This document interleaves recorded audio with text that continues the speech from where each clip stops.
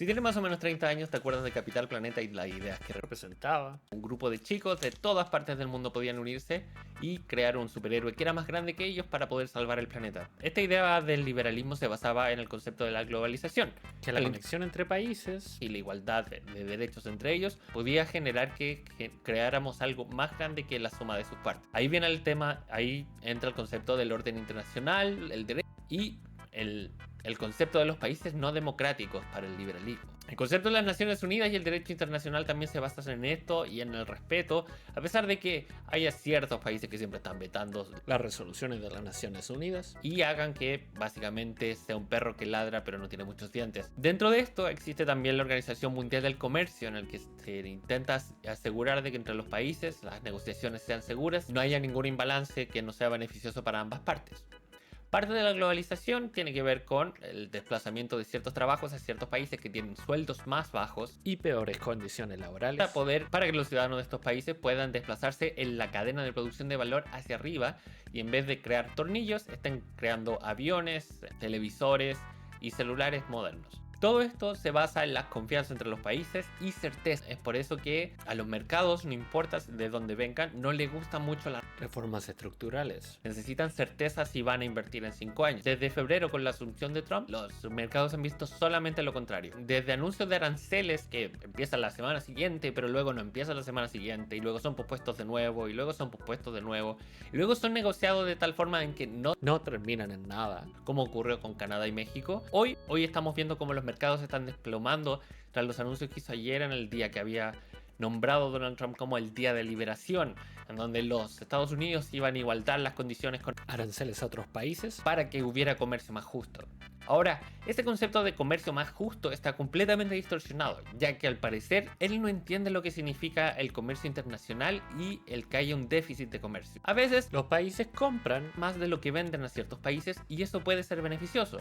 Si es que nosotros le vendemos una cierta cantidad de cobre a China y China de vuelta nos manda más productos, técnicamente estamos en un déficit comercial. Esto, como pueden entender, no necesariamente es malo porque significa que estamos pudiendo tener productos que no necesariamente nosotros construimos a costos mucho más baratos. Las implicancias éticas de enviar estos trabajos de producción a países donde tienen peores condiciones laborales es un tema aparte, pero eso es la base de lo que hoy en el mundo occidental, digamos, en todos los que están del lado de Estados Unidos, nosotros podemos consumir cosas baratas y seguir comprando de Temu, Shein o lo que sea. Ahora, economistas fueron y vieron la fórmula con la que evaluaron los aranceles. Está completamente rota.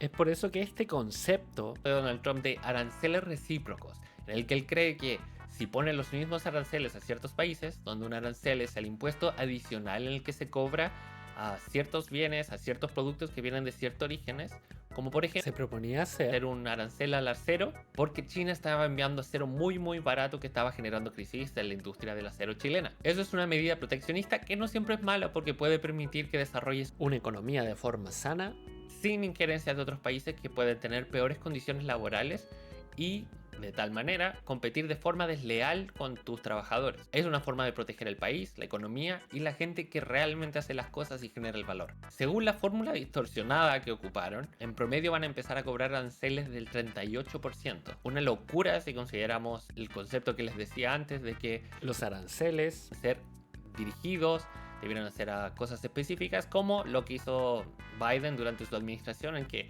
tras la amenaza gigante que venía de China, una amenaza muy grande con su producción de dispositivos electrónicos y autos eléctricos. Es por eso que crearon un arancel específico para esas cosas que vinieron de ese origen, para que su mercado lograra desarrollarse. Esto obviamente benefició a Tesla y otros productores locales. Se escudan dentro del NAFTA, que era el acuerdo que estaba antes de Trump, para comercio entre Canadá, México y Estados Unidos. Una vez que impones aranceles de forma arbitraria, con fórmulas cuestionables y de forma general a todos los países del mundo, generas una desconfianza tremenda que afecta a los mercados. Ahora, no necesariamente los mercados son uno a uno con la economía, pero aún así siempre hemos visto que históricamente las políticas del mercado en Estados Unidos han sido pro Wall Street, con la esperanza de que eso eventualmente le va a llegar a los trabajadores. Si eso es bueno o no es otro tema para discutir otro día. Pero lo que queremos ver hoy, Es como esa desconfianza. esos aranceles a la loca, el arancel a las Islas Malvinas, en donde hay menos De 4.000 su personas. primera exportación es filetes de pescado y pulpo, uno empieza a cuestionarse cuál es la idea detrás de estos aranceles.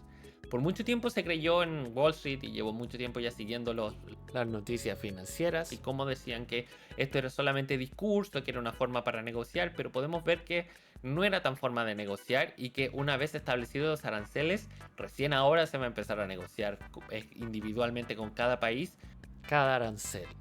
Ahora, ayer el ministro de Hacienda, Scott Bessent, salió a decir que esperaba que los demás países no contraatacaran con aranceles y que este era el techo. De lo que iban a tener que pagar. No era necesario escalar esto. Obviamente para su beneficio, ya que ellos están cobrando más de forma unilateral y esperan que no haya respuesta de vuelta. Esto claramente no va a pasar. Desde Europa ya Ya dijeron que iban a preparar una respuesta. China, Japón y Corea, países que históricamente se han hecho atrocidades entre ellos y han tenido muchas guerras, se aliaron junto con otros países de Asia y van a tener una respuesta conjunta a los aranceles. Y ahí es que vemos cómo Si bien todavía no sabemos cuáles van a ser las consecuencias que va a haber para el mundo, sí podemos ver cómo Estados Unidos se está aislando del resto del mundo y del comercio internacional, Europa se consolida y China se fortalece al establecer relaciones comerciales con todo el mundo. Ahí es que entra la gran fortaleza del BRICS y lo bueno que estas mismas semanas el Boris firmó un acuerdo de comercio con India, uno de los países de las siglas BRICS, que tiene más de 1 billón de personas. Esto es muy importante y nos permite el empezar a dejar de depender de Estados Unidos, aunque hace un par de años China ya es nuestro mayor socio comercial. Solo queda por ver cuáles serán las verdaderas consecuencias de esto. Claramente va a afectar el bolsillo de los gringos, van a tener que pagar más por todas las cosas. Y vamos a ver cómo van a reaccionar distintas compañías. Por ejemplo, Nike, para evitar la guerra comercial con China, movió todas sus fábricas a Camboya y Vietnam, países que tienen hoy un arancel de Trump de más de 30%. Entonces vamos a ver cómo estas empresas se tienen que adaptar. porque además Al tener la incertidumbre de que no son aranceles fijos, no son aranceles que saben que van a durar por siempre, porque saben que en cualquier momento pueden ser retirados. y entonces ¿Cómo puede una compañía justificar hacer inversión en una fábrica en Estados Unidos para volver a fabricar zapatos, autos o lo que sea, como espera Trump, si es que en cualquier momento esos aranceles podrían bajarse y esa fábrica solo con tener sus puertas abiertas y estar funcionando sería una pérdida de dinero? De hecho, se acaba de anunciar de que algunas fábricas de Stellantis, la marca detrás de Jeep y otros autos, detuvo sus operaciones hasta saber con certeza cuáles van a ser sus costos de producción y cuáles son los valores a los que pueden vender sus autos. Entonces, si bien aún no sabemos cuáles van a ser todas las consecuencias, y yo creo que esto va a dar para largo, lo que podemos estar seguros es que este es el fin de lo que se conocía como el excepcionalismo americano. El concepto de que tu dinero, no importa en qué compañía estaba, si era el Nasdaq, el S&P o una compañía como Apple, solo podía subir como acción, ya que el gobierno y todas las políticas iban directamente a eso. Se empiezan a romper las cadenas de producción para compañías como por ejemplo Apple. Van a verse directamente afectados. Ya podemos ver hartos números rojos en los mercados y eso que todavía no entran en efecto las tarifas. Es solamente la certeza de que se sabe que las reglas que se creían en pie hasta el día de ayer ya no seguirán en pie y probablemente estamos viendo el inicio de lo que será un siglo chino. y de la humillación vinga. Si quieren ver más contenido así, recuerda suscribirte, dejar un comentario con cualquier pregunta que tengas sobre lo que está pasando y opiniones también. Nos vemos.